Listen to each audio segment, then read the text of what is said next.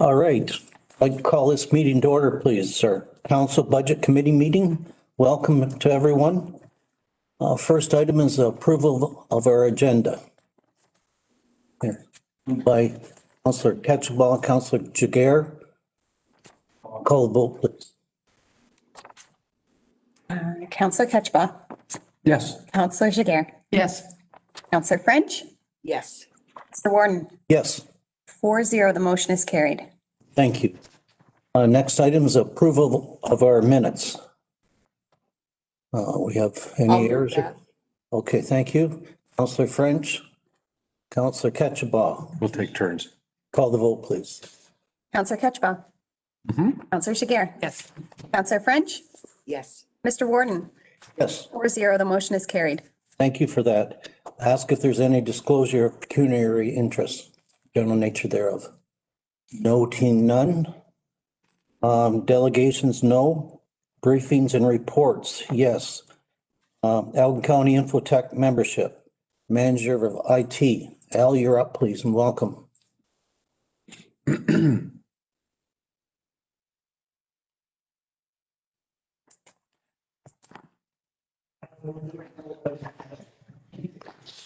Al is muted.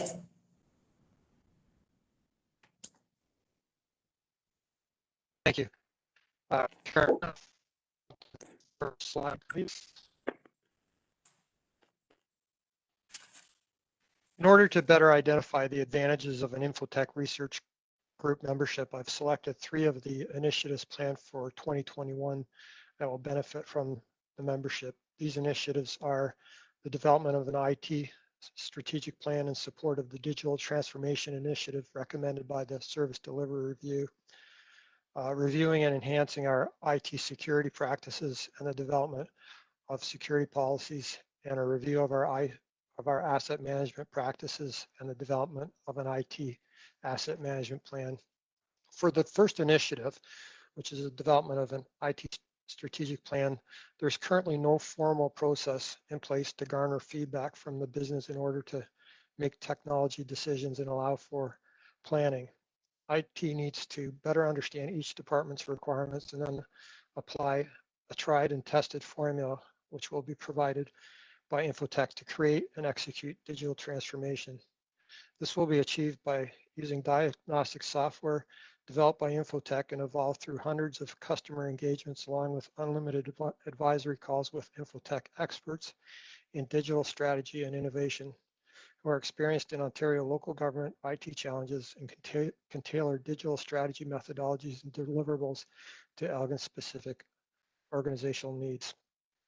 The impact will be that IT will be able to execute on the digital strategy roadmap using the Infotech assessments, local government blueprints, and digital strategy guidance, as well as creating a sustainable program for business innovation and digital focus in order to better serve Elgin. The second initiative is improved security, which is not to say that our security is lacking. However, it needs to continually evolve. In order to ensure that IT is responding appropriately to cyber threats, we need expert validation of our security strategy and processes. It's worth noting that in past years, we've paid over $10,000 for an independent evaluation of our security infrastructure. At this point, we are under-resourced for effective policy creation. These issues will be resolved through unlimited expert-guided security roadmap implementation calls and unlimited security and leadership training sessions for the IT team. The impact will be the creation of a security roadmap and the development of security policies. Slide 9, which is part of the appendix, estimates the cost of engaging a consultant to assist with this initiative at $29,000. The third initiative that a membership will provide a benefit for is the development of an asset management plan. IT can benefit by having an Infotech review of our purchasing practices and vendor contracts in order to identify potential savings. Current asset management practices need to be formalized through the creation of policies and procedures. This will be achieved through unlimited vendor management advisory calls and 10 hours of contract reviews. Infotech will assist with current state assessment of existing hardware and software, asset management processes, then define the target state and work with experts to bridge the gap. The impact will be the creation of an IT management plan. Slide 10, which is also part of the appendix, estimates the cost of engaging a consultant to assist with this initiative is just under $26,000. The estimated savings of utilizing the Infotech membership just for the development of security and asset management policies will more than cover the cost of the membership. Next slide, please. This slide provides a sample engagement plan for the 3 initiatives identified on the previous slide. Information is provided for how Infotech's understanding of each initiative will be gained. For each initiative, the tools and methods used to develop the deliverables are listed. Lastly, a timeline of the proposed activities is included. As early as January of 2021, automation diagnostic tools can be deployed to gather information from all areas of the business in order to develop an IT strategic plan. Next slide, please. This slide reviews the cost of the membership. Without the VOR discount, the cost would be $31,000. It would provide 1 advisory membership and 2 team memberships. I'll go over what each of those memberships mean in the following slides. The VOR discount is $14,000 for a total cost of $17,000. The VOR package also includes a product, which is an automated software policy tool that on its own is sold for $10,000. The tool will significantly simplify the development of IT policies and could also be used to update corporate policies. The recommendation is that the County of Elgin purchase a 1-year subscription to the Infotech Research Group VOR SE Management Bundle as a pilot funded from SRF funding, and that a report be brought to Council in November of 2021 detailing the benefits provided by the membership. Next slide, please.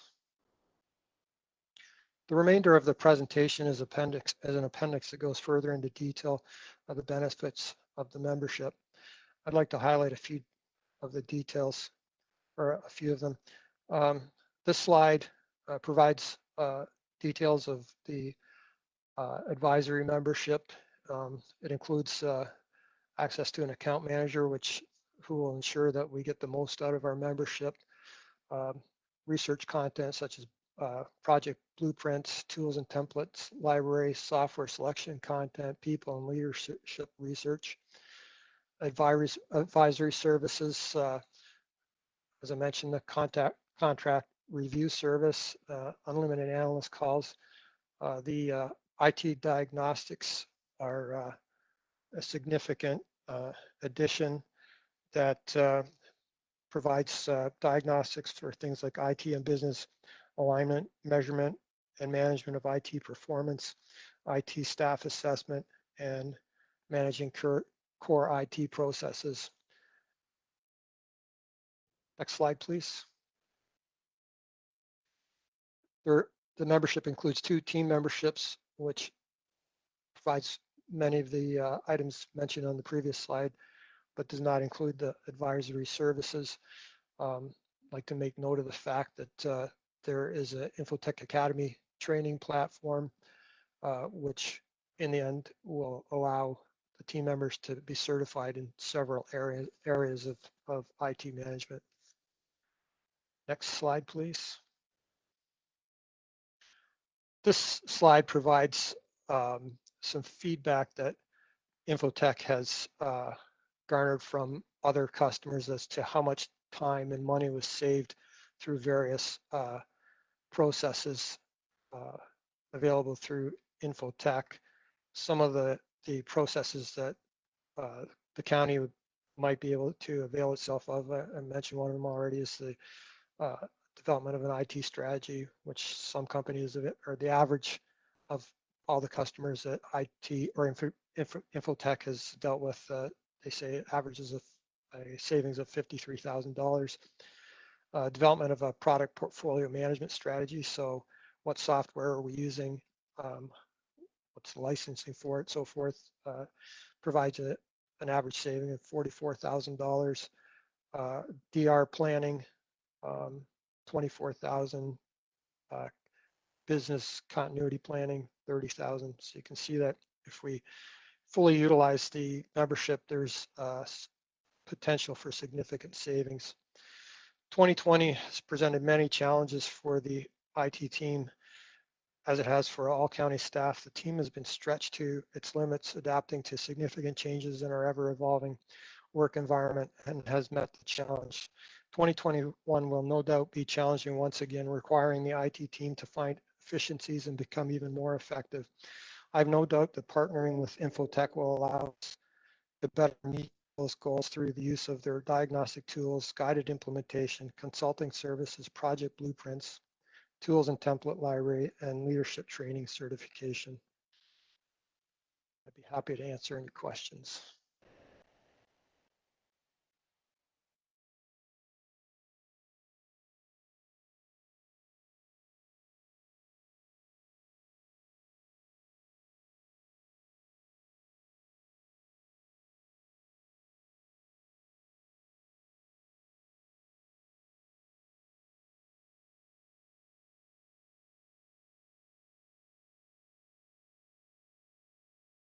I'm not hearing anything. To action planning. Oh, we were on mute the whole time. Great presentation, Al. Thank you very much. I just wanted to clarify, Practice run. members of the budget committee, that while Al referred to a strategic plan a few times throughout his presentation, what's actually going to take place in 2021 is an action plan. So a one-year action plan following council's direction through the 2022 action planning process that council undertakes. Then council would undertake or may consider undertaking a 3-year digital transformation strategy. So I did just want to clarify kind of those planning components. So it's an action plan for 2021, followed by a digital transformation strategy if council directs such action to be taken. Thank you, Mr. Warren.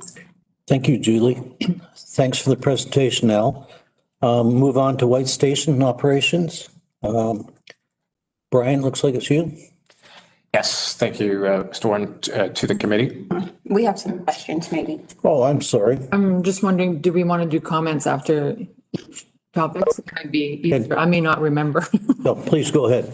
But no, I did want to say through you, Mr. Chair, that so this was a very convincing presentation. I know I've been skeptical in the past, but I think this really described well the extent of the services, and it almost made me wonder whether we would even have the capacity to access that much, consulting and advice and training and learning. So I guess that would be a nice problem to have. So thank you for taking the time to put this together and to clarify really the value, particularly with the vendor of record discount.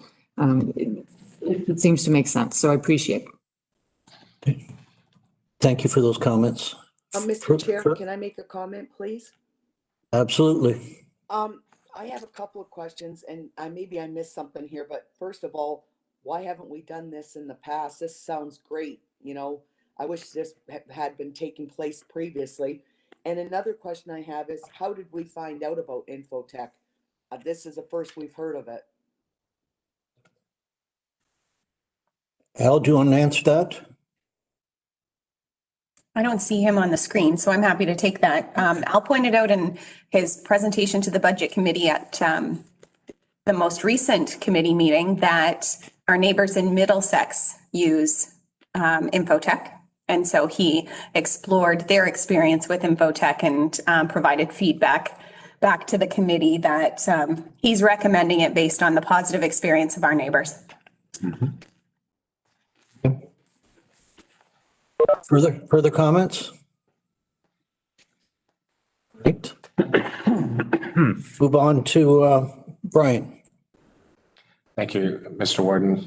To the Budget Committee, as requested at the last committee meeting, I bring forth a presentation in greater detail with respect to White Station. So this presentation gives the committee some context with respect to the history associated with the property, more so than what you may have heard earlier today, as well as existing agreements in place and options associated for the committee and ultimately for council's consideration should they wish to do something with this property. So White Station, you heard it referenced earlier. Building location number 1 is the main building, and there are 6 other accessory buildings on the property. The details of each of those buildings are located there. It's approximately just a 3-minute drive, 2.7 kilometer drive from this location, or 32 minutes if one is eager to walk there. White Station itself was constructed in 72. It sits on a 105-acre parcel of property. The property previously served as the county's primary operations center location, and obviously has been expanded over the years to include other accessory buildings. It also incorporated a former wayside aggregate extraction pit, which was decommissioned in the 80s. As a result of 1997 divestment of the county's road department operations, the municipality of Central Elgin consolidated its operations and has leased a facility ever since. Again, just some further details that noted earlier. In terms of the existing building has multiple bays and various departments that work out of that location. One of the buildings on site, in particular, building number 6, accessory building, is, as seen in the photo, a building that currently stores surplus road signage, brand new road signage that could easily be deployed in the field. In addition to spare facility materials, i.e. mainly brick, exterior brick, as well as some cultural service materials. I can say as it relates to the signage that's stored on site, within the last 2 years of me being here, we have generally worked very closely with our member municipalities and have instead elected to order signage directly from the manufacturer and have it delivered directly to your respective locations. So in all honesty, the signage there, and I know we've had some discussion, quite frankly, will likely be depleted as those requests come in. And quite frankly, we really don't see a need for that to be stored as it has been in past. Same thing with some of the other building materials. Relocation of those materials to the appropriate facility location, in my mind, makes more sense. And then obviously a discussion with cultural services with respect to a strategy for the storage of those materials would also need to be had. So in other words, this building location facility, from our perspective, could be deemed surplus. Brian, before we leave I'm just looking at the tower. What's it used for? Could it be used for other things? Yeah, so there's a current lease agreement, third-party lease agreement for the placement of that tower, and in turn, communication servicing is provided through that lease agreement on site. Certainly, through consultation with the owner of the tower, other services could be explored. So we don't own the tower? We do not own the tower. That's interesting. Why wouldn't we own the tower? I couldn't tell you. Like, it's on our property, but we don't own it. They have rights, and through an agreement, Forever? for a set period of time. To be honest with you, I'd have to look into that. I just think for our connectivity committee, if that could be an access point. Is there a lease paid on that? They pay cent? And I'd have to report back. So I have a vague recollection that there is an agreement that exists about this tower because 2019 Warden McPhail did have that idea about using this as a connectivity opportunity to connect our community. So we'll dig out that information and share it with the committee. Probably council's interested in it as well. So Thank you. Mr. Chair, Yes. I'd like to ask a question. In the report, it states there's 105 acres. Does Elgin County own that whole 105 acres? And if so, what do we do with that acreage? What are we using it for? Through you, Mr. Chair, yes, the county owns the entire 105 acre parcel property. I would say 10% of it is to facilitate each of the accessory buildings. There are additional stockpiled materials for which the municipality have likely stored on site. A significant portion of the property once facilitated the extraction pit. So surplus materials have been brought in over the years and restored that portion of the property to an appropriate elevation. And then the balance of the property, a significant balance of the property exists woodlands or natural heritage. Okay, component. thank you. In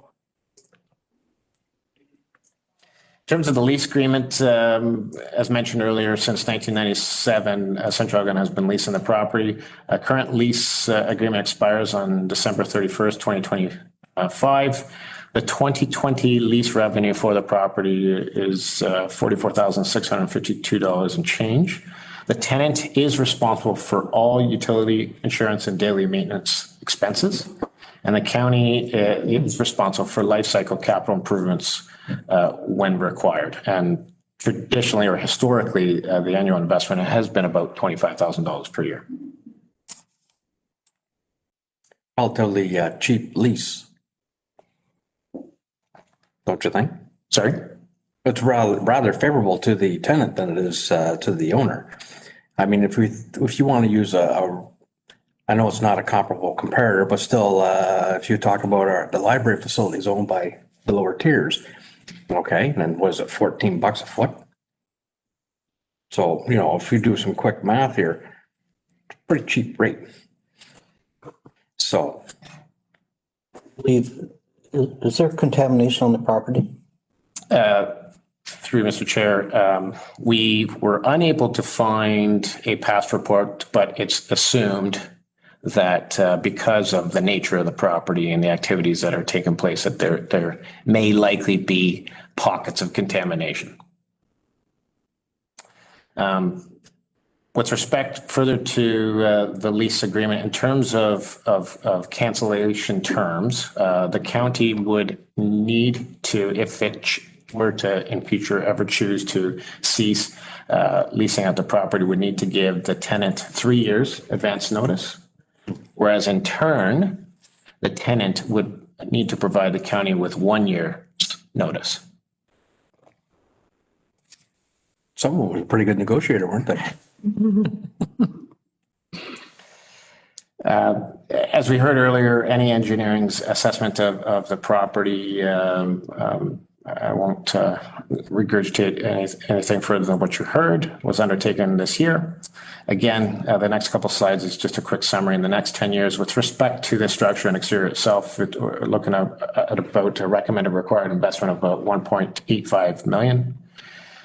On the interior maintenance and upgrades, it is, truthfully, it is a tired looking facility on the inside. And so the recommendations with respect to 10-year investments is $667,000.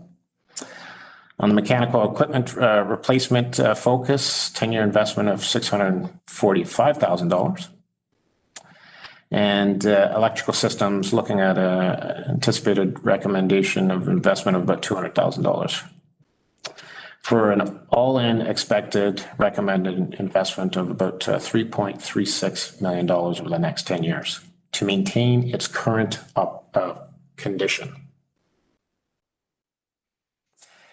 Final slide before you is consideration of options. The first one titled as a holding strategy, maintain your annual deficient investment strategy and revisit discussion in advance of 2025 lease agreement expiration. Option 2, maintain lease agreement conditions and term and increase required facility investment as is being recommended.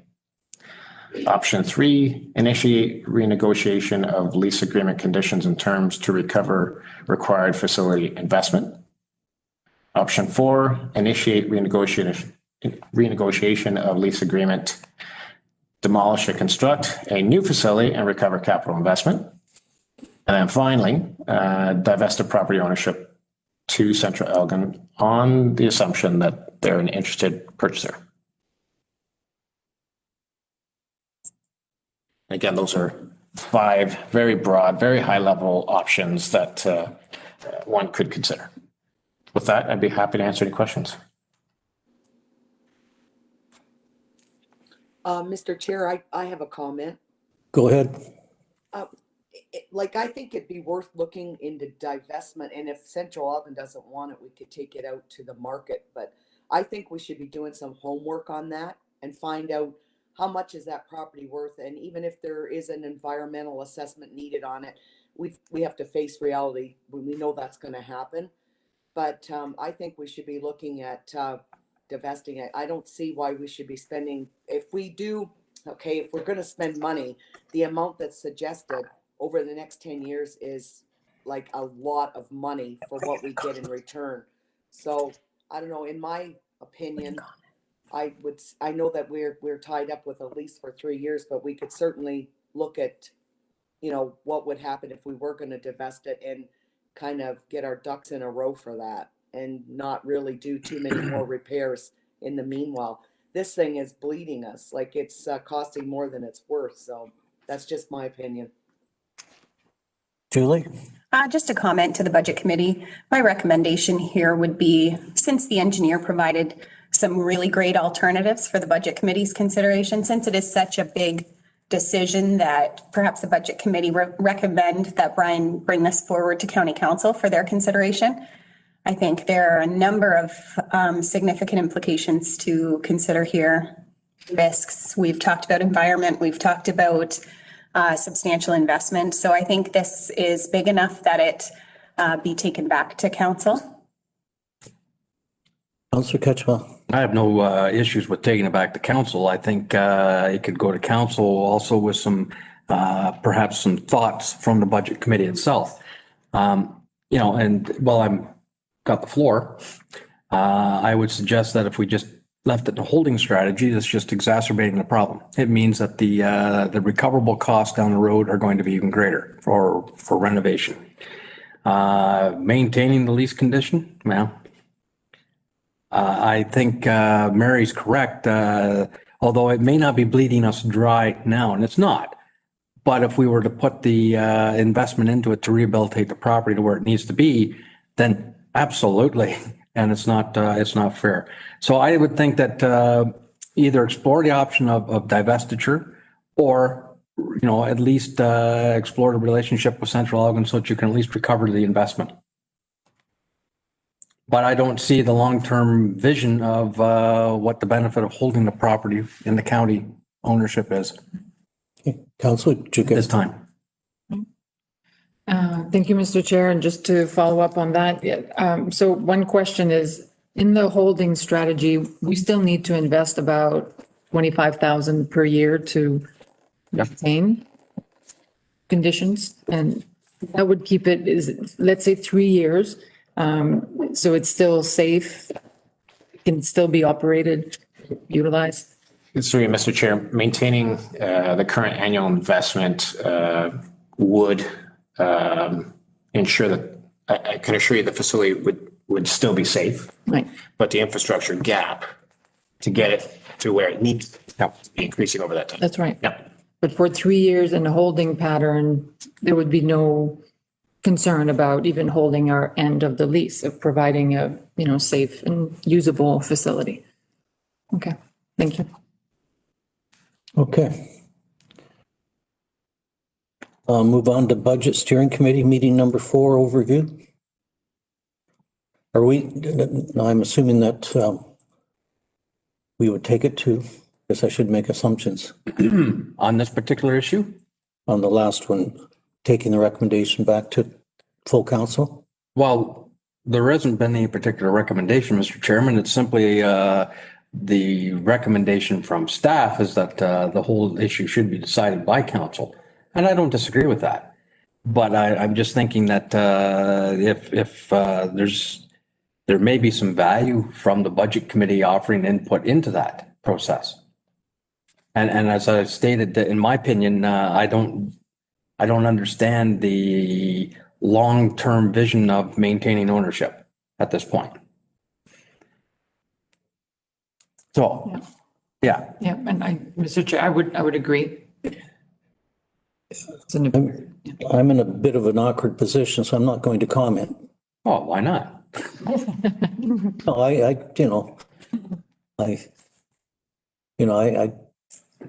yeah. Remain neutral on that. I don't want to influence from Central Elgin at this point anyway. So how do you want to leave that, Julie? Well, I think it would be helpful going back even to Al Rietsma's presentation to have some committee thoughts about whether to include that in the 2021 budget as well. Then moving forward to this particular presentation, the recommendation would be that the report incorporating budget committee's feedback be presented to county council. And then for each report going forward, that's how we should handle it. Okay, If we want to deal with this one, because it's already here, we can back up to Al's report. okay, Recognizing, of course, under current conditions that it's a 3-year time horizon, obviously, from a current lease agreement that the county can do anything anyway, but can start down the road of planning what it wants to do with it. Again, falling back on the comment that I made earlier is that I still don't, in my mind, appreciate the interest of the county to maintain the ownership of this property going forward. The second thing I would suggest that or recommend to council that should they decide that they wish to keep this property, then at least renegotiate a lease rate so that you can at least recover the investment to remediate that property to the current standards. there's logic there. I agree. I would support that recommendation to council. Note that as a recommendation. We don't need a motion, or do we? Probably should. Mary's not looking cross-eyed, so I think it's okay. No, I'm fine with it, Councillor Ketchupah. All right, I'll look for a mover and seconder for that recommendation. I'll move it. By French, Jiguer. When you're ready, call the vote, please. Perfect. Councillor Ketchba. Yes. Councillor Jiguer. Yes. Councillor French. Yes. Mr. Warden. Yes, 4-0, the motion is carried. thank you. Now, do you want to return to the Al's report? Do you want a recommendation on that as well? I'm prepared to recommend that it be included in the 2021 budget. Thank you for that. Seconded by Ed. I would second that, falling back on Councillor Jiguer's earlier comments. Yeah, I certainly appreciated Al's report. It gave breadth of understanding to what it was that he was trying to accomplish here. I can see the end goal now. I have a better understanding. So I do thank Al for bringing that to us. And, but I think there's some value. It makes sense. And I could certainly recommend that to council. Okay. Moved and seconded. Call the vote, please. Councillor Ketchba. Yes. Councillor Jiguer. Yes. Councillor French. Yes. Mr. Warden. Yes, 4-0, the motion is carried. thank you. Are we at Budget Steering Committee meeting? Go ahead, Jim. Thank you. Next slide, please. Just to provide a little bit of history to begin. In February of this year, council approved a 10-year plan. That plan included capital spending that was increased. My apologies, that should read 15.5 million. 16.9 million of capital spend is what was approved as part of the 2020. With that, we also previously had a plan of $10 million of debt. In February, council approved that plan be changed to $35 million of debt to accommodate this increase in spending. Also, what was added in 2020 was added services for ambulance, adding a shift, and that added $600,000 of cost. A reserve was set up for modernization tools that stemmed from the GIS reports that were done prior to that, and that was a total of $1.5 million that was established for that purpose. Ultimately, the net impact on the levy was that in order to finance all this, 3.6% increases were required from 2020 through 2020, full 10 years of the plan. And then at that point, the discussion was that tax increases would return to normal inflationary levels, estimated at about 2%. Just to put things into perspective, in 2019, an average home had a tax of just over $1,500, and that was going to just under $2,200 by 2000. This year, we've been very fortunate with some positive news to get us through some of the bad things that have been happening this year. One of the big ones was in government funding. I see lots of good news. That's right now in the plan is delivering on average about $400,000 a year of positive good news to us. That's comprised one of OMPF. We previously had been planning on 20% decreases each year of our transitional funding.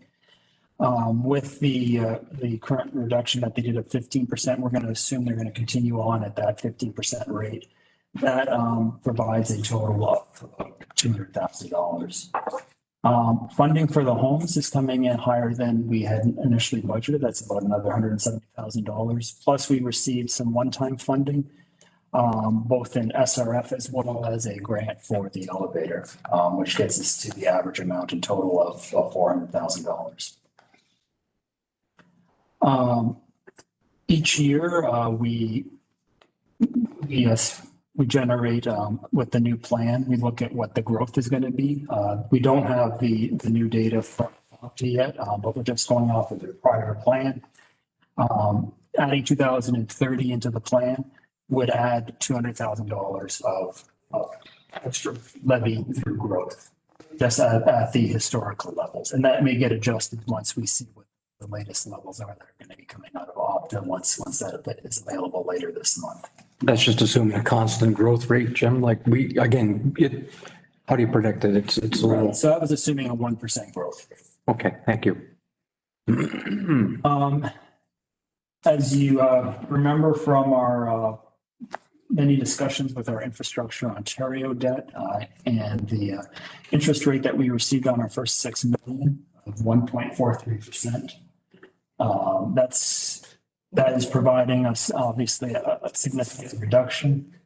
And so the net impact of interest, and I'll get into that in more detail later on, but that's providing a $0.1 million or $100,000 of improvement in interest rates. The homes have been working over the last year on improving their case mix index. And with the latest numbers that we have, we see that would be providing an additional $200,000 annually to homes revenue.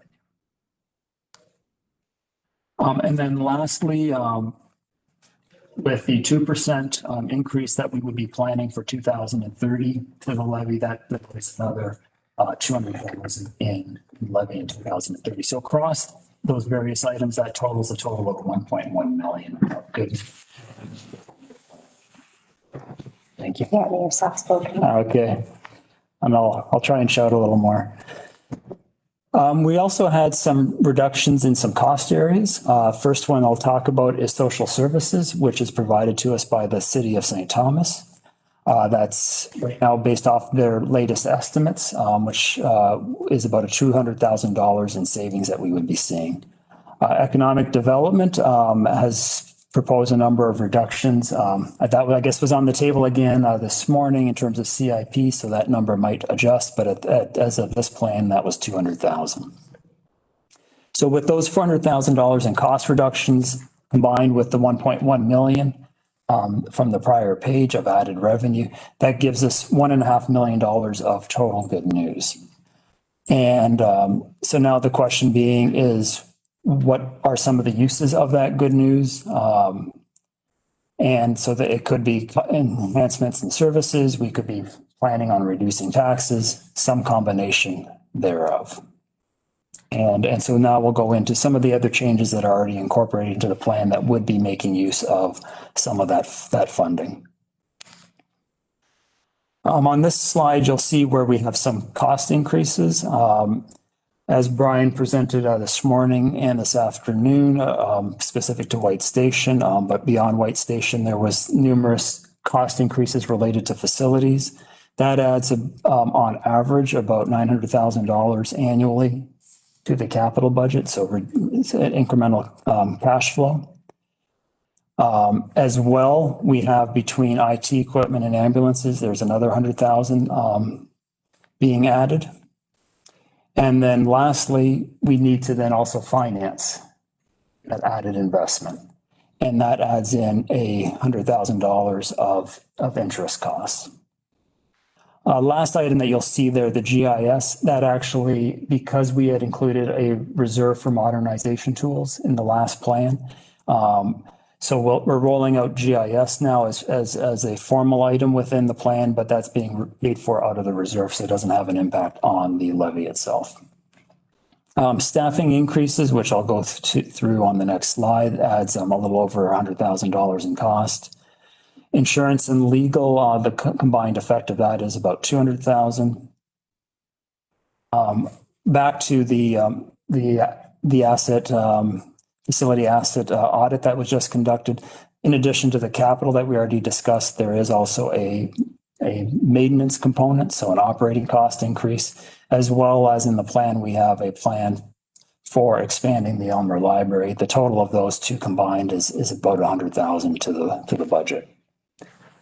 Our prior plan had inflation on both revenue and on the cost side built throughout the plan. 2030 is the new year of the plan. It then too will have an inflationary component that adds about $100,000 in net cost. The net impact of all of that is a total of $1.6 million, which more than offsets the $1.5 million you saw on the prior page. Now, there are some items that we have not, that are recent that we haven't included in this presentation that we sent out last week. We've been working this week with Central Elgin on both their pills and supplementals. And it appears that we have some good news that we'll be able to roll into the plan. The net impact of that will be about a 0.5% improvement on the levy. And so instead of the 3.7% that you see here on this slide, if we incorporate the pills and supplementals from Central Elgin, that would take us down to 3.2%. That's as compared to the 3.6% starting point that we had in the prior plan. There's obviously going to be further changes as we continue to develop the plan. The Terrace Lodge redevelopment, there's still some open items there on both the funding side as well as the what's coming in on the tender. So you could see some changes there. This morning's conversation on economic development and the CIP, that could result in some changes. Julie and I have a meeting next week with public health to determine on a long-term perspective how we should be adjusting our plan. And then the various discussions that will be happening at council on the service delivery review, those could then potentially be rolling into here and causing changes as well. Now just going through a little bit of a little more detail on some of the items from the previous slide. The first item being the building condition audit. I believe Brian's covered that sufficiently already, so I won't go into any more detail on that. On the staffing, you saw on the prior slide the $100,000 annually in cost. That's comprised of a part-time secretary treasurer that would be replacing the full. That is being replaced, with a full-time junior planner. And then also that's been approved by council is a 2-year contract for an administrative assistant that would be shared between engineering and planning, as well as the addition of an administrative assistant into emergency measures. On insurance, you saw the presentation this morning, and my apologies, that should say the 12% for 2021 and then 25% for 2022 increases in insurance. And that's the basis of the numbers that have been rolled into our plan currently. And then what we're doing in outlying years, so from 2023 on through 2030, we're assuming a 4.5% increase in the insurance. So if this committee wishes to adjust that in any way, we certainly can do that. But we thought at this point in time, 4.5% in the outlying years was a prudent amount because it's probably going to be higher than the rate of normal inflation. But certainly, hopefully not as high as we're going to see this year and next. On the external legal costs, there's a couple of areas where we're seeing increases. One is in labor law, and the other is in protecting of our impact assessment for our levy. So between those two, we're looking at approximately a $50,000 increase on the legal side. Libraries, I think I already mentioned that we're including in the plan as a placeholder in 2023 that there would be an expansion of the Elmer Library branch. And then the last item being the GIS, which we already discussed. So this summarizes where we currently stand, the 3.6 being the starting point. What was included in this presentation was an increase of 0.1. I outlined for you the improvements that we have from Central Elgin on the pill as well as the supplementals. And I can take you through a little bit of detail on that now, take that opportunity. On the pills, that's stemming from the wastewater treatment plant. The assessment has come in, and so that is delivering a 0.2% on the levy. Supplementals are typically running in around the 70,000 range is what we've seen in past years from Central Elgin. Last year was an anomaly, came in at 280,000. This year is yet another anomaly coming in at 320. So based on the 0.5% I mentioned earlier, the basis of that would be that we would assume that we would continue on at around that 300,000 of supplementals for the next 3 years. Because when you look at the development taking place right now in Central Elgin, in particular around the Port Stanley area, that is probably going to continue to be adding to the rolls on an annual basis for the next few years. But then what I've included in that number going forward then for the last 7 years is that it would be based off the historical 10-year average. So then it would come back down to historical levels. And again, that was just my best guess at it. And I'd be looking for this committee's direction if you wish to see a different number on that. So based on that, that would be a 0.2% on the levy from supplementals. So that's a total of 0.4. The last 0.1% comes from the fact that we will have performance in the 2020 year, performance to budget from both pill and supplementals, which would then have an impact of 0.1 on the levy. So that's a total improvement of the 0.5%, taking us from the 3.7 that you see here down to the 3.2. And then once again, reminding you that the Terrace Lodge redevelopment, the CIP, public health and service delivery review, as well as anything else that might come up in the coming month or two could then affect this either up or down. The next topic I'd like to take you through is debt financing.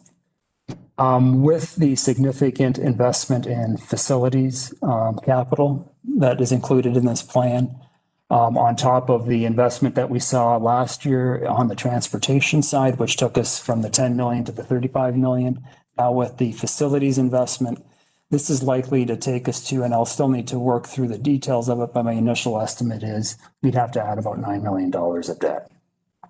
That would take us to about $44 million. With that, one of the areas where I'd like to get some direction and some feedback from this committee is to different debt financing models that we should consider. One of the options would be that we could look at long-term debt financing as an option. One of the rationale for doing long-term debt financing is that you would do that in order to match the debt to the longevity of the asset that you're investing in.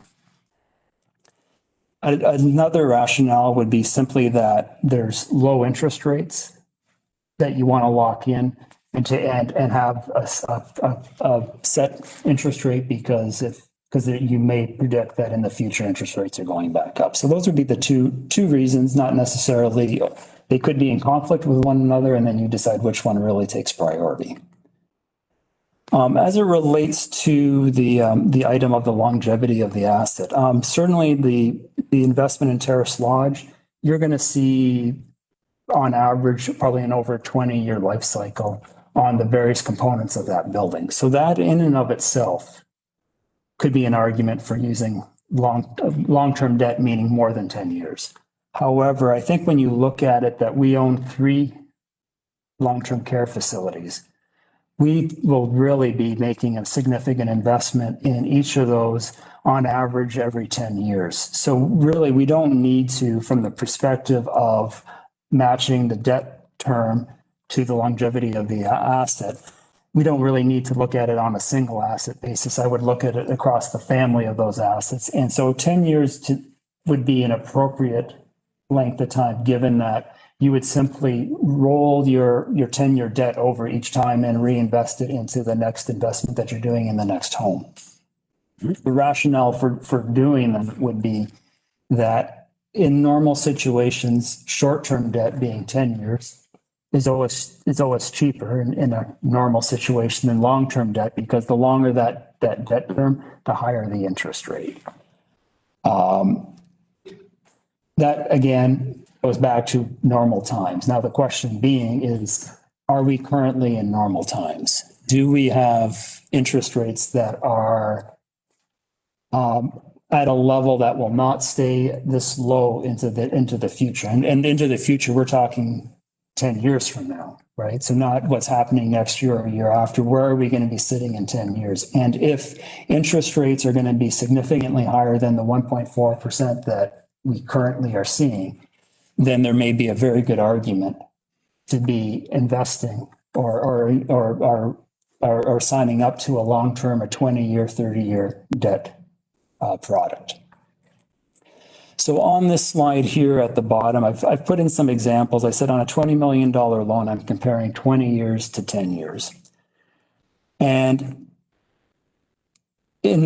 because long-term debt is more expensive than short-term debt, if we went to a 20-year product, in the next 10 years, that would cost us an extra $200,000 in interest payments over that time period. Then I look at the time cycle from 2030 to 2040, because we would then be acquiring new debt at a new interest rate.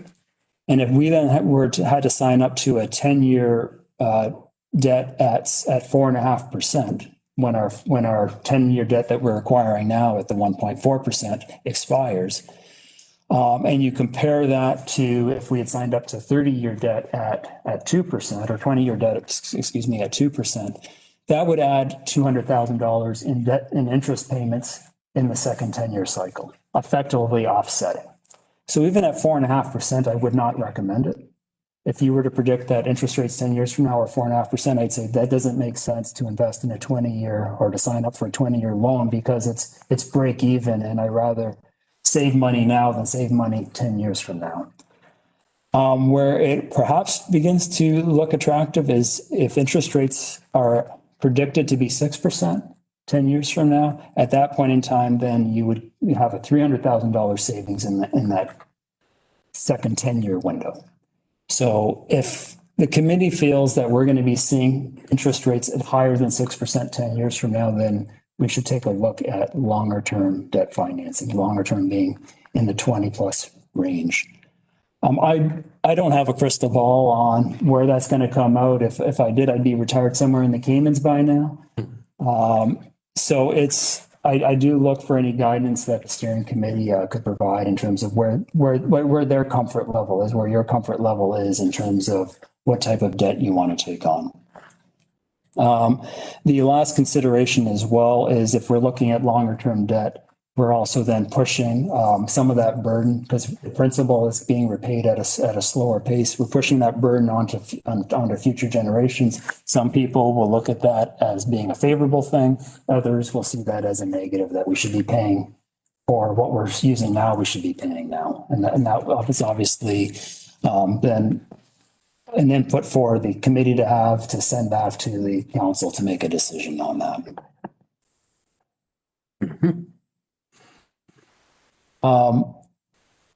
Now, with that, I'm probably plowing along fairly quickly, and we're covering a number of different topics. Do you want to pause and have a discussion around the debt before I continue on? Open the floor. Yep. Yep. Comments, go ahead. You know, preceding this COVID outbreak, we've had some historical lows in interest rates, and that's been really interesting. Do I see long-term debt approaching to what it did in the 80s? No, absolutely not. But a few years ago, they would argue that 8% was a new 20%. That was, my God, it was 10 years ago now. I don't even see it there. They are talking about you're going to see very little interest movement now until 2023 or even beyond. And the only time you're going to see any kind of interest movement then is be for inflation control. So, Jim, I think, your analysis is pretty damn close that I don't think you're going to see any kind of huge interest swings for the foreseeable future. So having said that, that's fair. And I appreciate your comments on whether it be midterm or longer term financing.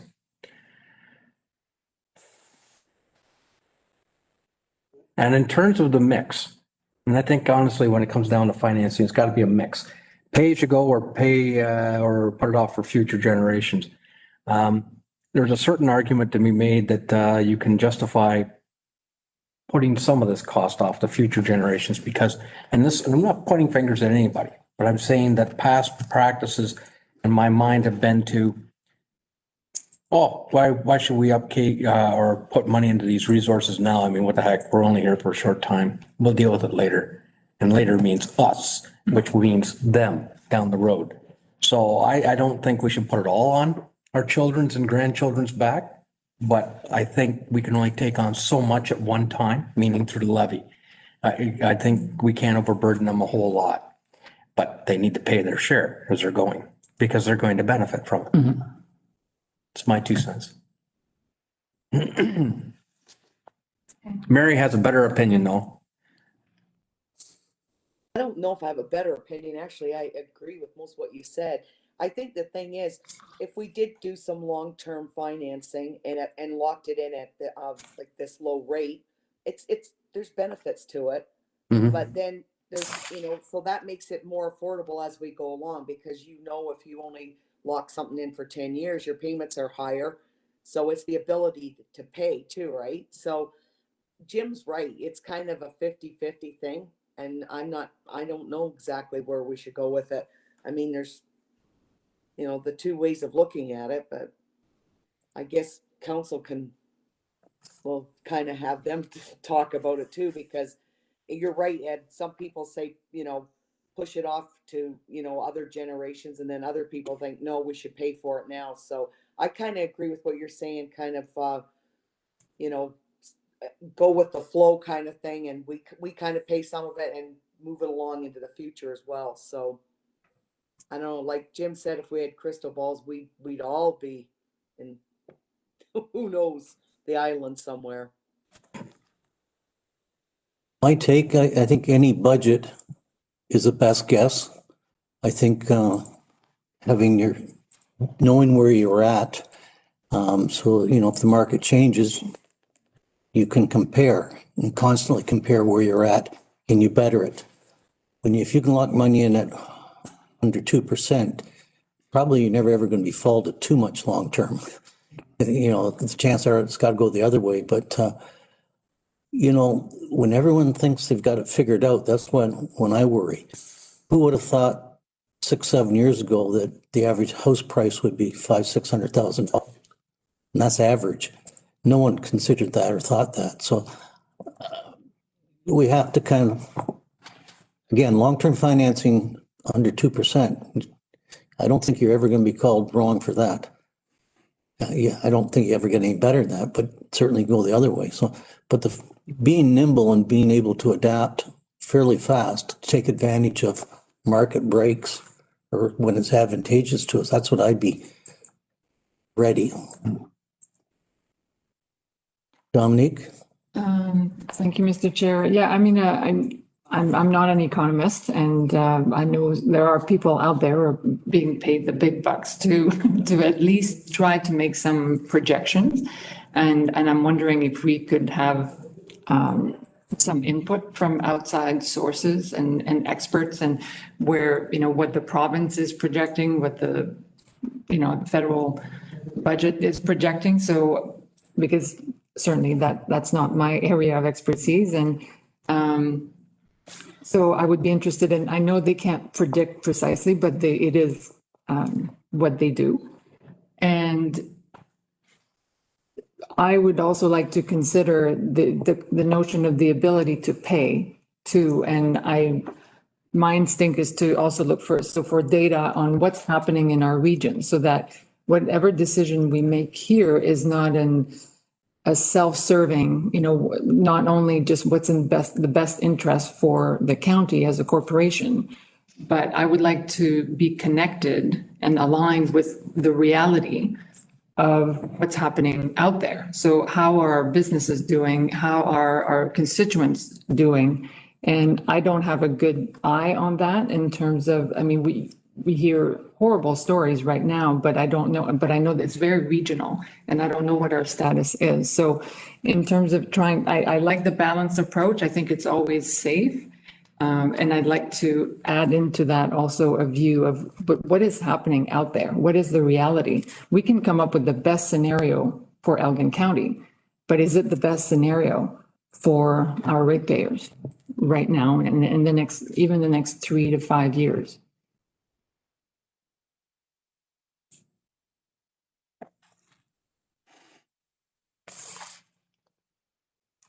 Going back to long-term versus short-term debt. Longer-term debt, you're going to have that repayment structure on your levy for quite some time. Shorter-term debt, it's a shorter time horizon. You know what's going to happen. Should something happen that you need to bail out of that, you know, that's what you got to reserve for too. From an anecdotal point of view, one of the things that we're planning on doing at our municipality in Bayham is we're going to retire a piece of debt, because it will eliminate $60,000 off the levy, which makes it that much more attractive for our ratepayers to do.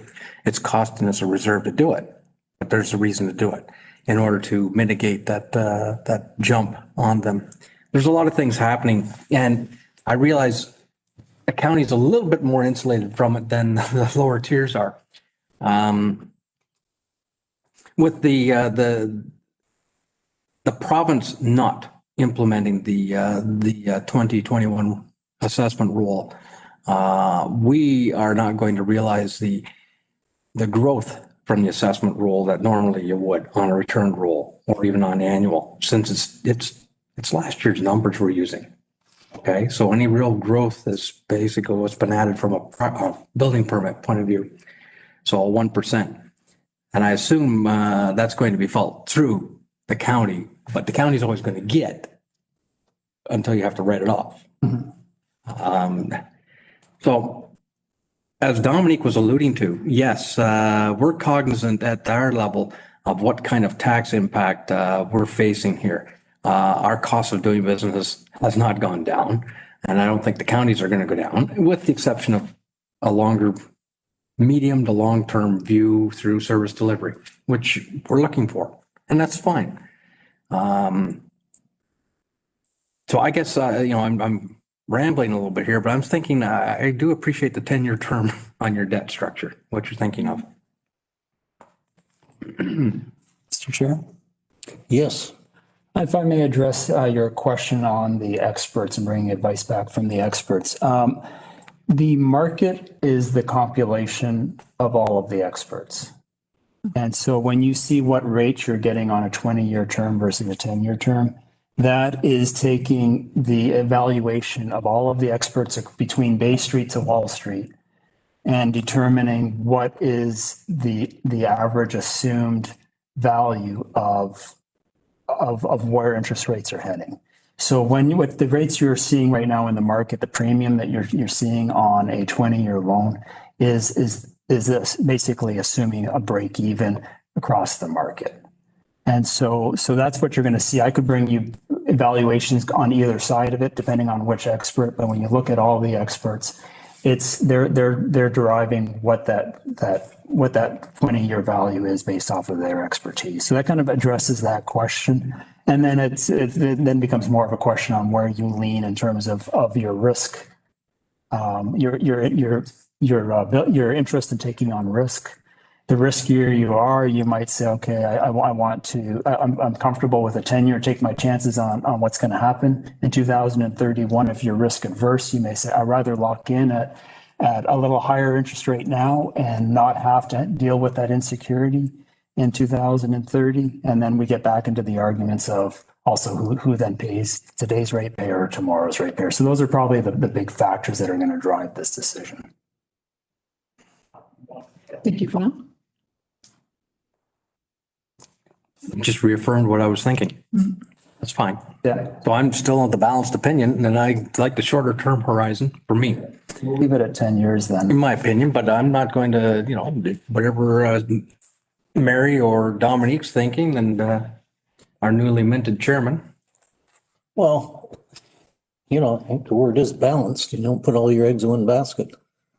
Try to, if everything's on one side and you go down, you're going fast. No, he spills the eggs and it happens. I mean, one option would be to, Broke a dozen. out of numbers, like do $10 million of 20-year term and then do the other 30 million on 10 years. That could be considered a balance. It all depends as to where you want to be on that balance.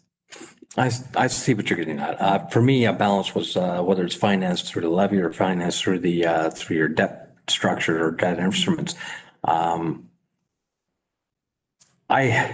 My crystal ball definitely doesn't cast a view into 20 years. In 10 years, you're going to see a little interest movement, but I don't think you're going to see cataclysmic movement. I think, you're at an all-time low other than, if we ever venture into European zones of negative interest rates, but you're what, 0.25 at the bank rate right now. And I can't imagine it ever getting any better than that. But at the same token, I can't imagine us breaking 3 or 4 down the road. So. And we would have the ability, things took off, sort of like the house marketing, that we could adapt, that we could get ahead of it. It's not like we'd be locked in forever. And that's interesting because you bring that up, and I appreciate your earlier comment about on the income side about or the supplementals coming in from the development projects that's taking place now here, and we know that there's more there, and we know that there's a bunch there. And I'll tell you down our end, although we've been very quiet about it, there's a lot of interest. So, and I suspect in Malahide too. I think that there is going to be growth potential across the county, but we can't count on it because it's Speculative. speculative at best right now. It's a time thing. Well, it is. Overnight. Oh, no, it's not going to happen overnight. But, and we're talking about larger subdivision developments and things, bringing in those kinds of supplemental income. But I see it happening. We know there's still a shortage out there. But again, you can't plan on it. But you can take some comfort that, okay, it's coming. But houses still cost you money.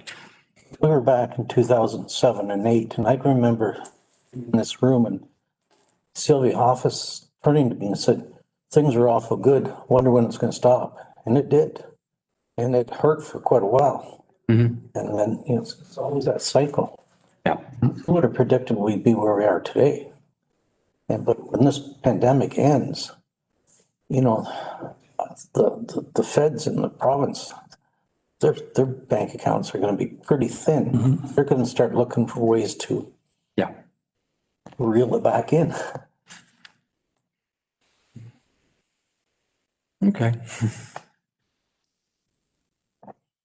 If I may, I know you were talking about bringing the tax increase down to 3.2, and I think ultimately that's kind of where I have, what I'm keeping in mind. I do think that things will be tough for a lot of people next year. I think, whether it was the CERB or like a lot of government programs as we start will end.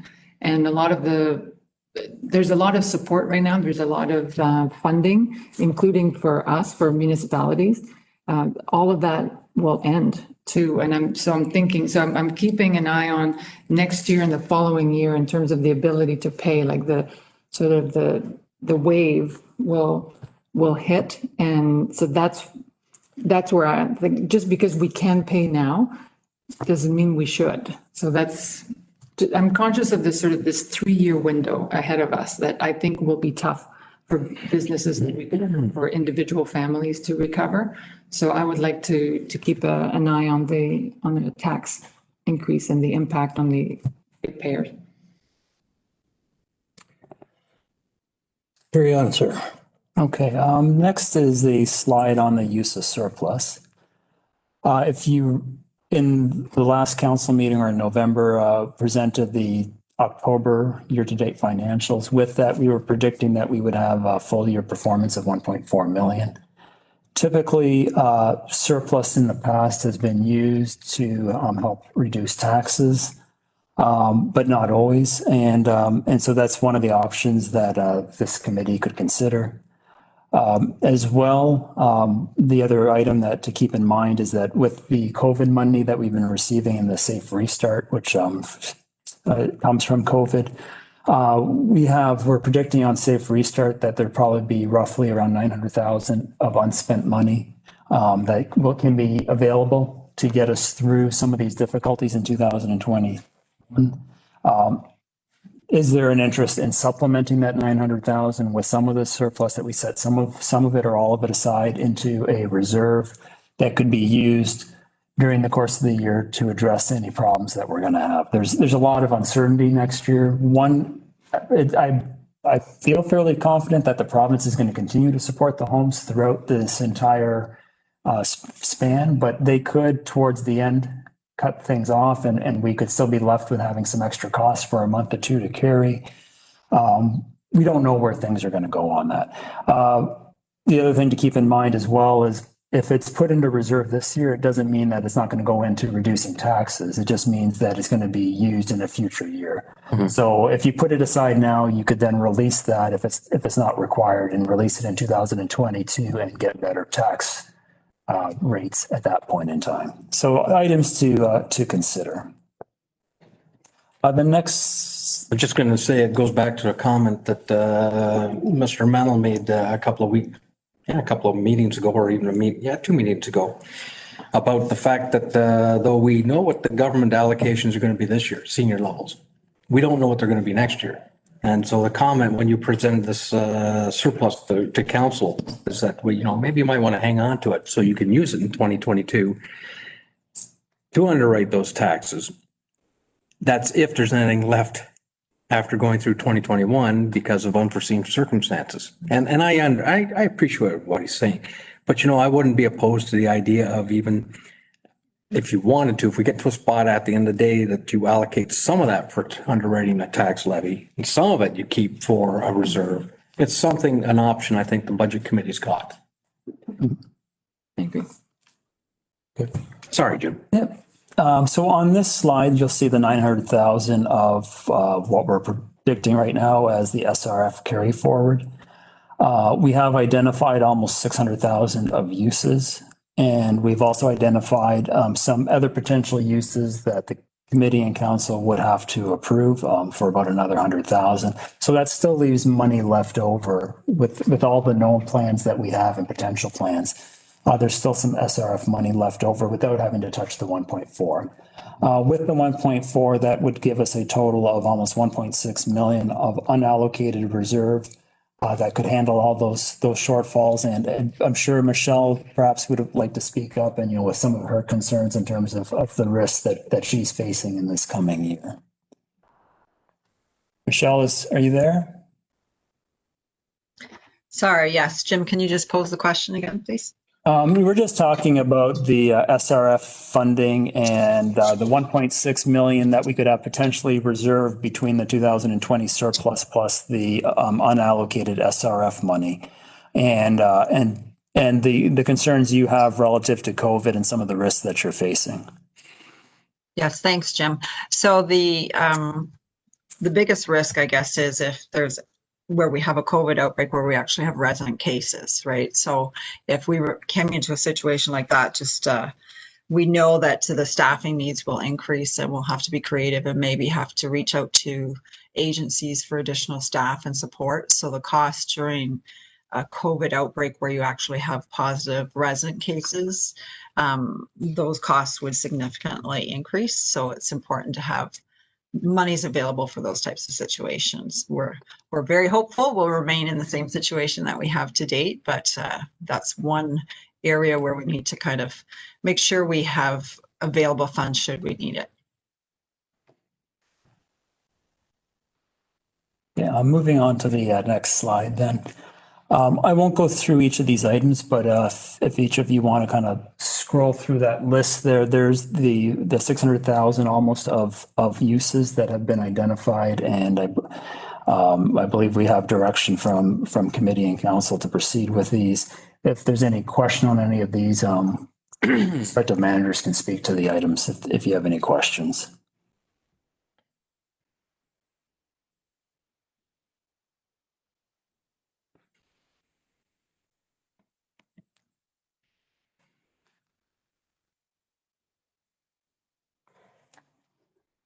Good. Okay. And Councillor French, just can't quite see you so well out there. Any questions on that slide? It's fine. Thanks, Jim. All right, thank you.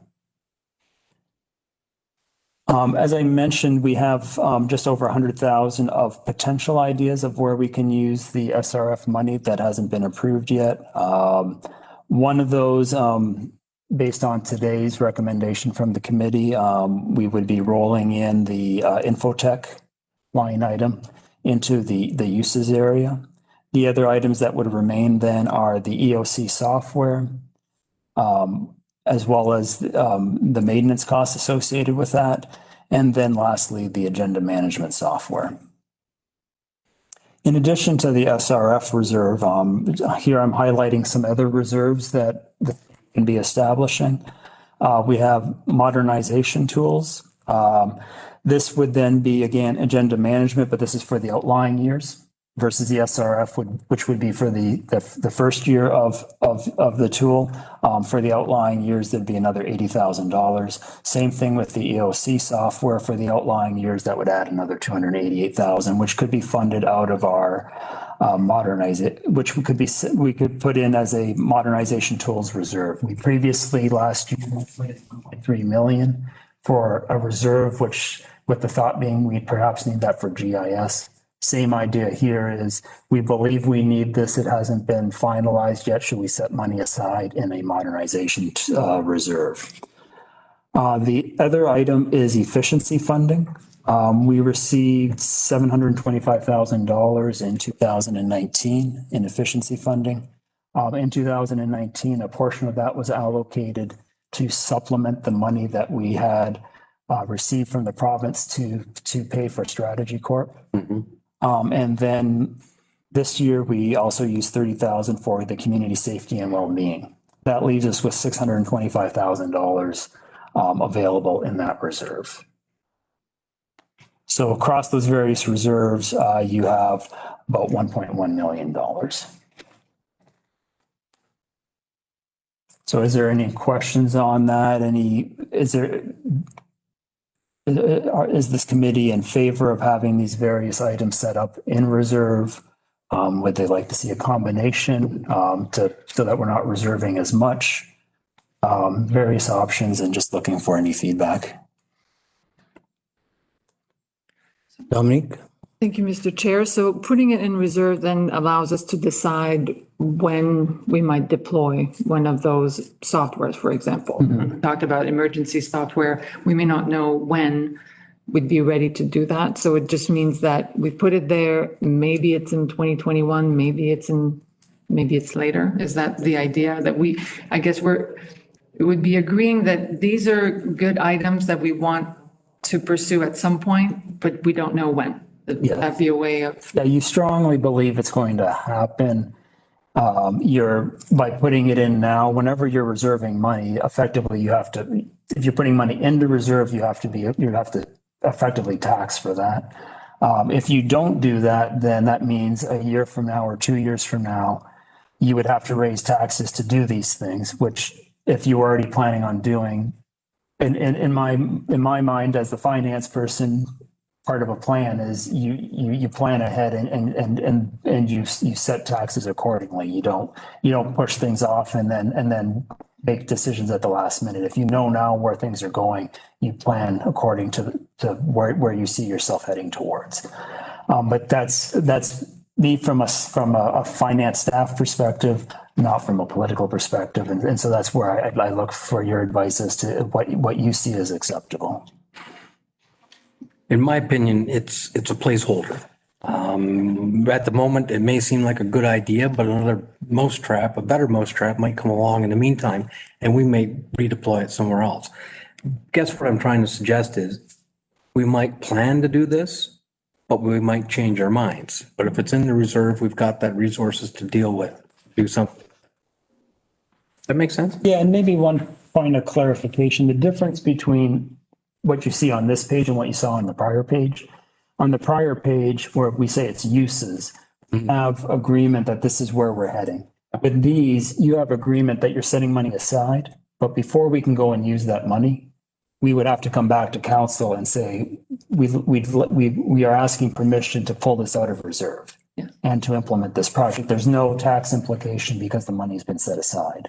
But we are having to get council approval to actually do it. So that's the purpose of the reserve, is that you haven't actually approved the spending.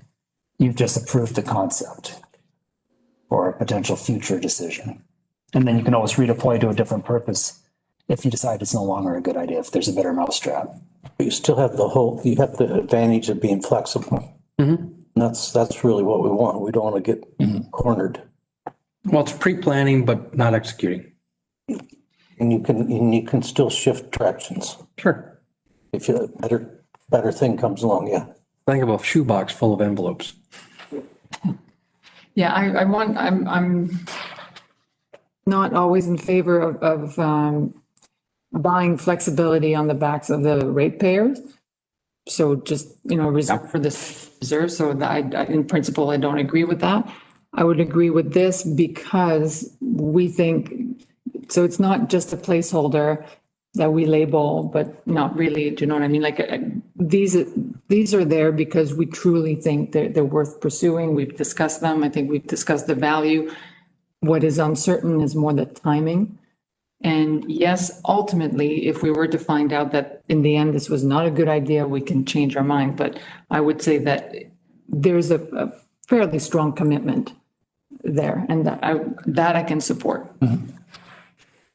You never know when you might need an extra $10. Exactly. It'd be like you had money for a car, you put the money in the bank and you waited till you got a really good deal or it's on sale or something. That's when you'd execute it. Yeah. Until that come along, you keep it there safe and secure. But you can take it out when you can take advantage of it. All right, the next topic is tax ratios. And there's two items for consideration this year, one being the farm ratio, and then there's a new class being developed, small business property subclass, and we'll discuss that one as well. So first, starting with the farm tax ratio, historically, it's been at 25%. And then 2 years ago, council approved to establish that at 23% and then look again at reducing it further in 2020. Last year, or in February, council decided to leave it at 23%, and the EFA was actually in favor of that as well. What's changed since then is there was supposed to be every 4 years, there's a reclassification. What was planned to a reassessment. The reassessment that was supposed to happen this year to take effect in the upcoming tax year because of COVID did not happen. So assessments are staying status quo. So there's a change from where we were a year ago, or a lack of a change that we were anticipating. So looking for some direction from the committee as to, because everything is status quo, does it make sense to maintain the 23% ratio, or would you like to see something different? I'll wade into the pool first. I think given the fact that the rules had not been returned with the updated valuations, which were done on January 1st, 2019, you haven't had, it's the current rule still reflects 2016 market conditions, fully phased in, but that's what they're based on. And the argument put forth for lowering the tax ratio to 0.23 was based on the 2016 market condition. There was a huge shifting on one property versus another. Because we're still on that roll, it hasn't shifted back. I would argue to leave it alone for this year. I will third that. Mr. Chair, I'd like to say I agree with Councillor Ketchapaw as well. I fully anticipate that had the rule been returned, there would have been no argument to keep it at 0.23, because I think it was a gentleman's agreement that, this, because I foresaw tax shifting taking place back to the residential class with the returned rule. So, you need the farm tax to take back its share of the burden. And in order to offer some kind of tax mitigation back to the residential class. But that hasn't taken place. The burden is still, in my mind, on the farm tax, or on the farm, productive farm assets, not the house, the farm assets. Then the next topic is the new class for small business. And from a staff perspective, I'll share my opinions again. It's a staff perspective. I think it's a great idea that the province has come up with. The only thing that bothers me is that it's an idea that they haven't passed yet. We don't know the details of it. I can't tell you what the true implications and costs are going to be. I'm not sure how you roll it out at this point in time, given the information that we know. Because I'm not sure which properties would actually fall into that small class, and the details of all the rules. But just as background information, the commercial class right now pays just over 1.6 times residential. So it's a significant premium to be a commercial property versus a residential property.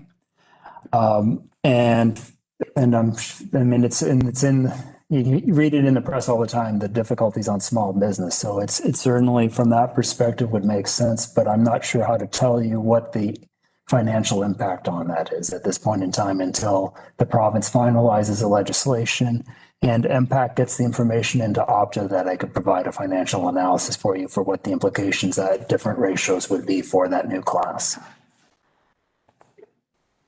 Any expectation, Jim, on when they're going to release some details? Or 2 years ago, they rolled out the small farm class. Same thing. They did it in November. Great idea. And it was May or June before the data was available. it was implemented the following budget cycle at the county, right? So in like vein, you perhaps envisioned this might be a similar road, something that that the committee should be or take note of, but it may be something that doesn't get implemented for a year. And subject to COVID delay. Well, no, I think what Jim is, and he's right, he's saying because I think it's a good idea because, with the current conditions, small business is probably suffering as much or more than some of the larger institutions. But until we have the details, how do you implement it? That's You it. haven't got the role to deal with. Still a guessing game. We don't know what the rules are. I suppose we could hold the budget process up, but I don't think that's fair. I think there are some needs at the county level. Just one or two, eh? Are we hearing anything locally, like the same way we clearly heard from our farmers? On the small business side, are we hearing anything locally? Like to put pressure to I'm not. move? Yeah, I'm not hearing either. Okay. You know, aside from the general arguments out there that throughout this whole experience, we may lose 60% of our hotel restaurant trade. We've lost one or two restaurants in the area, and that's just in BAM. But who knows? So there might be other programs that come out also, in addition to that, I think, to reboot some of the small operators. You're right, and it's very interesting. The province announced what was that tax break program for businesses in restricted areas. It didn't apply to us. It applied to Toronto, Peel, and Ottawa. But there was $360 million program, a rebate program for taxes. Doesn't help our people. Anyway, that was an aside. Advance 2 slides, please. So this is just a list of some of the changes that we made since we had presented last to this committee in October. And it's the basis of the numbers that have been presented to you here today. The next slide is a discussion of what's still outstanding in terms of changes. We're going to still do a employee benefit cost analysis. So that's looking at our CPP, our EI, Manulife, and what the cost of those are. The ambulance contract could have potential impacts on budget. Library capital, there'll be a report forthcoming on books. There's still union negotiations going on, so that could affect wages.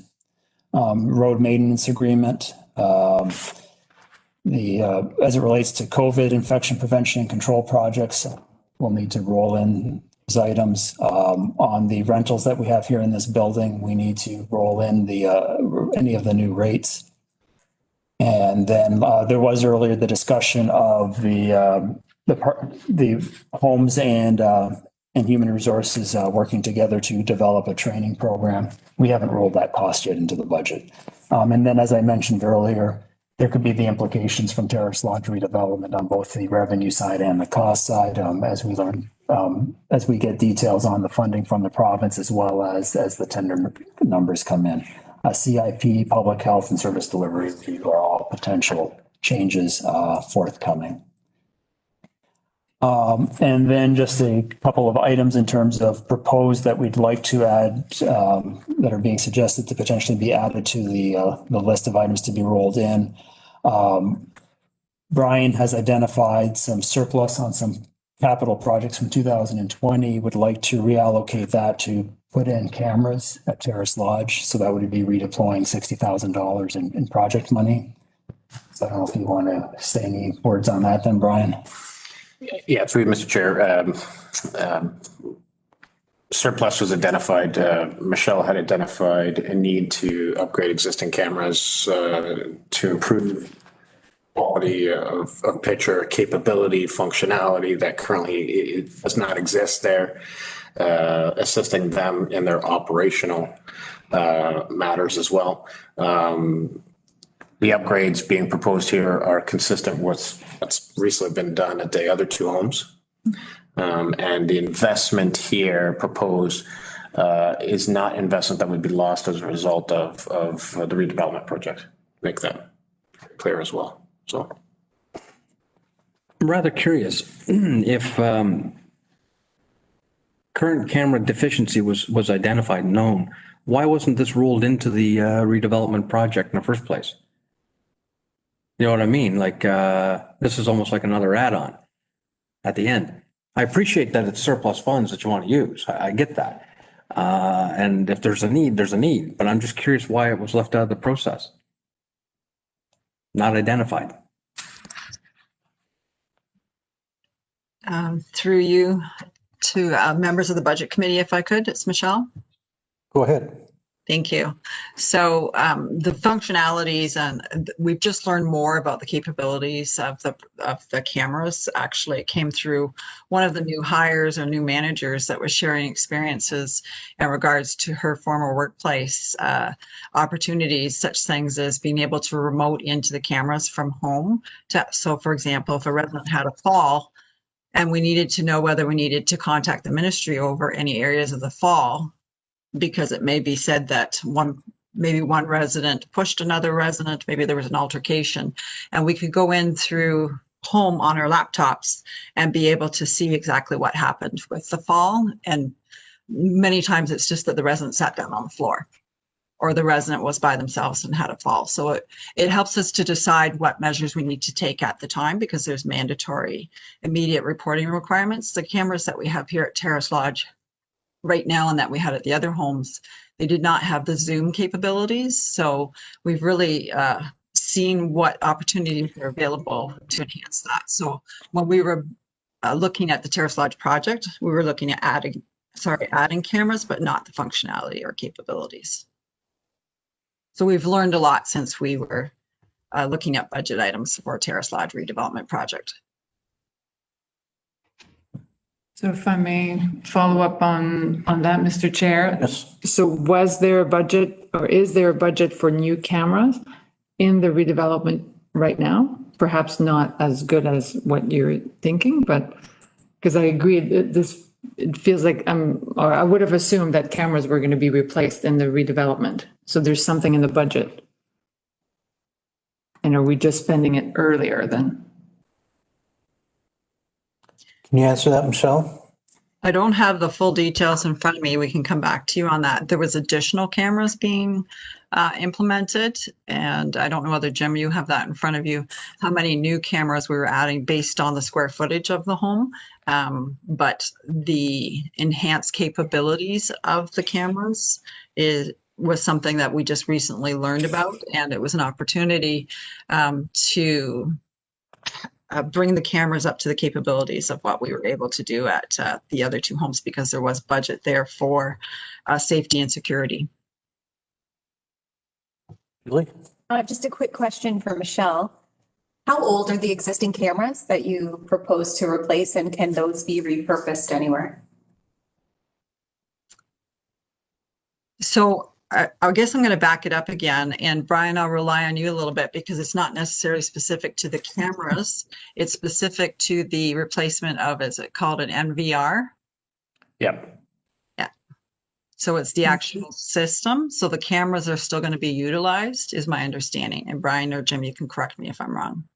Yeah, so through you, Mr. Chair, the main hardware that supports the cameras records the data, allows for this greater flexibility and functionality is what's being upgraded here, and has been upgraded at the other two homes. This was something that Michelle had recently identified for us, and again, with the opportunity, or seeking the opportunity to maybe implement this sooner than later, again, with the surplus available funds noted here, it was suggested that, we could proceed with this sooner than later. Advancement in technology. It definitely is an advancement, that's for sure. I'm satisfied with that. Yeah, I guess I'm just curious, does that mean there's 60,000 coming out of the budget of the redevelopment? No. No, sorry, if I may, Mr. Chair, the redevelopment budget, as we learned along the process with some of the various features, certain dollar values were carried, and depending on the needs, either staff were able to address their needs with the budget amounts that were identified, or had to go back to the committee and say, here was the set amount, here's the increased level of capability we're looking for, and here is the associated cost.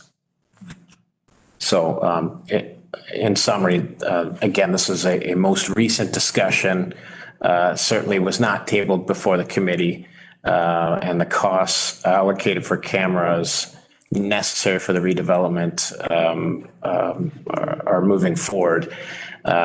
the redevelopment contemplates additional cameras, but in terms of the main hardware, it was always contemplated that it would just simply tie into that. Okay. Then on this list, we have White Station and Infotech, which we've already discussed in great detail. The last item is related to GIS. We've already spoken to the fact that we had money set aside for that in the reserve last year.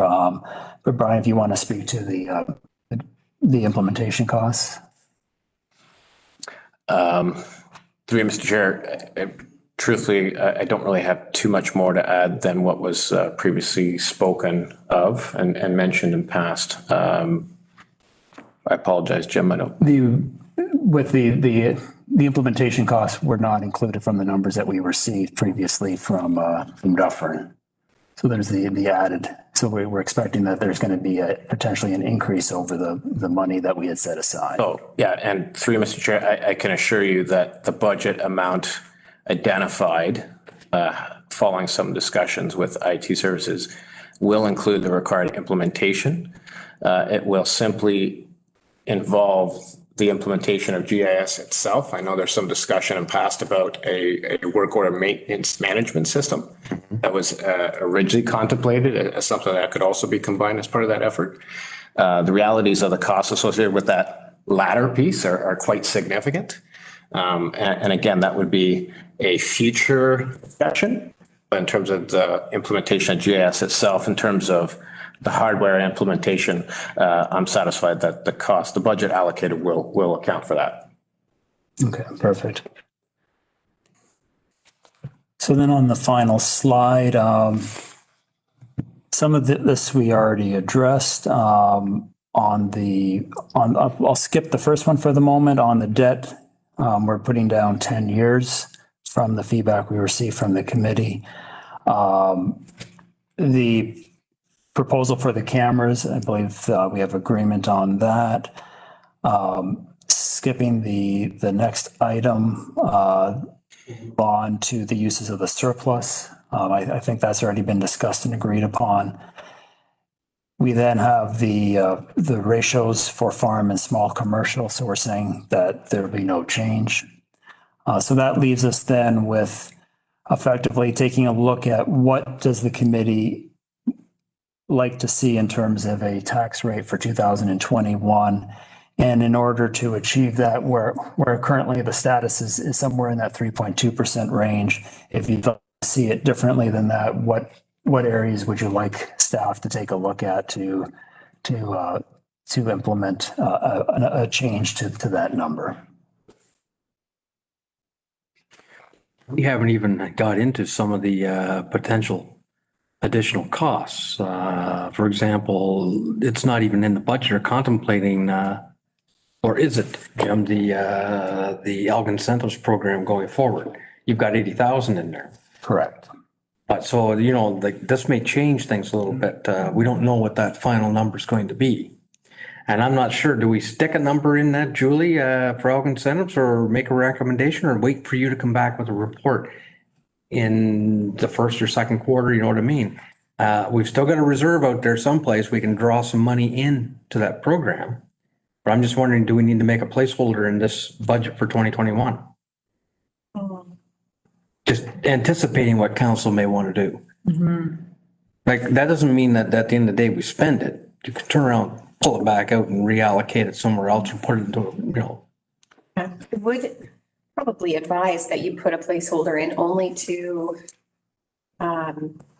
expedite the budget process, if nothing else, because then it takes a little pressure off having to rush through a business case otherwise.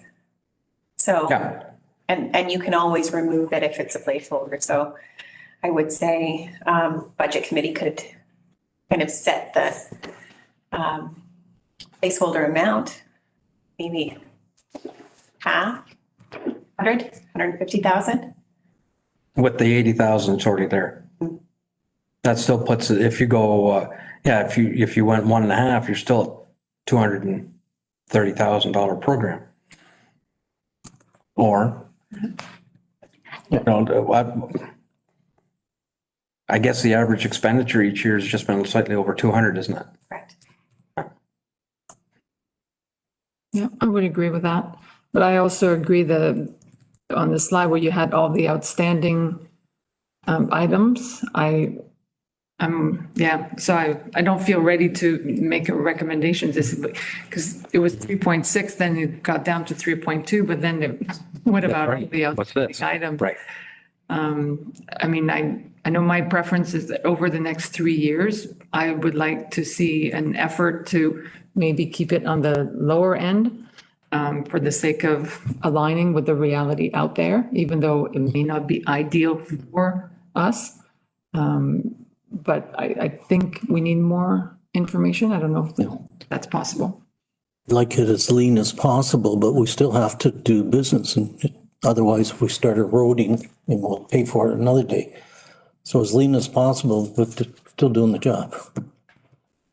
Although I know you won't be able to set a firm number today, it's I guess more what we're looking for is direction as to which way would you like to go. You know, there's some potential risks and opportunities. You're not sure where that'll come out in balance, but given what you know today, are you comfortable with us just pursuing those open items and it'll come out as it is, or are you at the point where you feel this it's too high and we need to find other savings somewhere, or is there other items that you think need to be added for service enhancements that could take us the other way?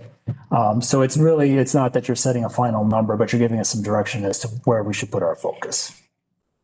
And it could very well be that we're on the right track, keep going where you're going and resolve the final issues and everything. And we're comfortable with everything else as it is at this point in time. That certainly would be a fine recommendation, and we'll continue on the way we're moving right now.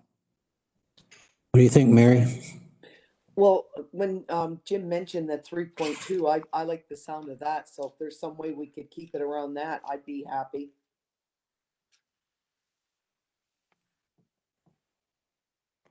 A lot of the expenditures you're talking about from a software point of view or technology, that's implying savings down the road. No guarantees, but it's implying that there are some efficiencies and savings that are going to result from that investment. That makes that investment easy, or at least convincing to do. We know that the Elgin incentive one, well, that's a cost. And that even though it may induce some assessment growth on the side, but at first it's a sink. It's a whole, it's a cost for the county to do. It is an investment. It's a longer term investment to get something out of it. I think you're on the right track. That someone who had, yes, there's a cost to doing business. We like it as lean as we can get it. Keep the numbers going this way, but keep the job. We recognize that you got to do the job too. If you start slashing, you're going to just end up paying more down the road, then you're playing catch up. Agreed. You still have to at least maintain. I think you're going to achieve some of those service enhancements through the process, through service delivery review, through explorations with other synergy development, through investments in some of this software moving forward, and investing or at least exploring options of whether we have something surplus we should be getting rid of or not.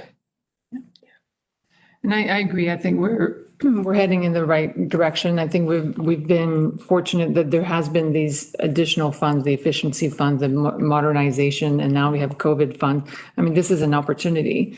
And we know we need a lot of the service delivery reviews will pay back. So it is the time. So if we balance that with, as I said, the reality out there, I think it's reasonable. I know some feedback I've got from the public is they're looking at inflation being so low and saying, well, how do you relate that? And I think I mentioned that maybe in the first meeting that CPI is so low, why even 3.2 might seem like a lot. However, what I like is that I think we're able to separate the two portions of that yes, operating costs, I think, are still very reasonable and they are increasing at par with, I think, with inflation, even with very low inflation. I think what we have is a very responsible, also capital plan. And that I think is maybe not easy to sell is the right way, but it's a solid explanation that we've actually, now all our costs are in, including now we have the additional information from facilities. So these are real numbers and I think they're reliable, they're responsible. So I think definitely 3.2 does sound good. Lower always sounds even better, of course, just for the record. Well, I appreciate the feedback, I think as all of staff do. And so they're just giving us a comfort level that we're heading in the right direction and that we're not off base in terms of trying to deliver what the committee and council wish. So we appreciate your feedback. That's everything for me. All right. I'm almost relieved for that, didn't he?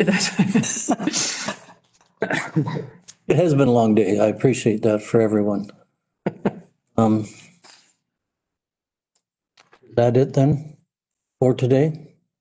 These, the pages 63 to 150, what are they? Just summary pages or? It's the detail behind what makes up the numbers that we've presented. So if there was any questions, we could drill down into the detail for you, but it sounds like you're all satisfied with where we're going. And so there'd be no need for that today unless you so wish.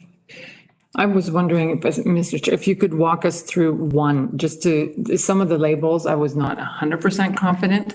What, budget versus prior plan versus, and better, worse. And so just if we can walk us through one, then Sure. obvious. Why don't we start with, so that I'm not picking on anyone other than myself. We'll go to the finance page, which, actually, I can't see the finance page on here right now for. Sure. Hit it. Yeah. So we'll go to the human resources page. That's corporate. Where is that? And my apologies. Not sure if the indexing is right on here. I found engineering. Facilities. You could do that one. Financial Doesn't- services on the screen, Jim. Oh, okay. I found financial services. It's page 190. What page that is? 119. 119. Okay, great.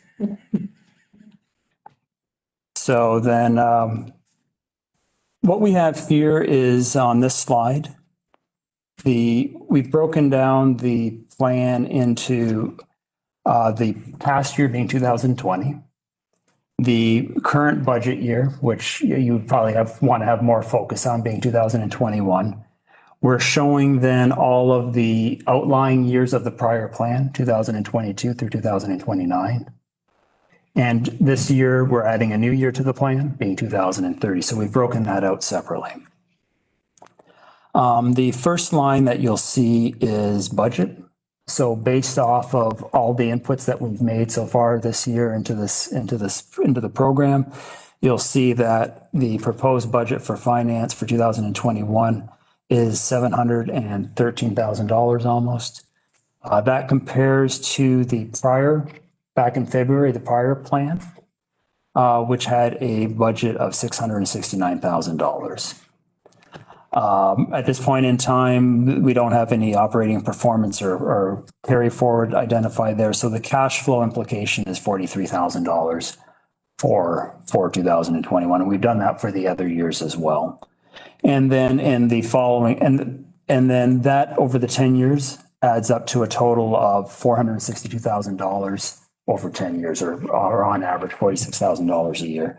On the next slide, you'll see an explanation of what that $462,000 over the 10 years is comprised of. And in this case, it's predominantly related to removing the engineering role from the admin assistant portfolio. It used to be a position that was shared between finance and engineering. That helps. Okay. And then in other departments, there'd be capital as well. And so you'd see a couple more rows on that first slide identifying the capital portion.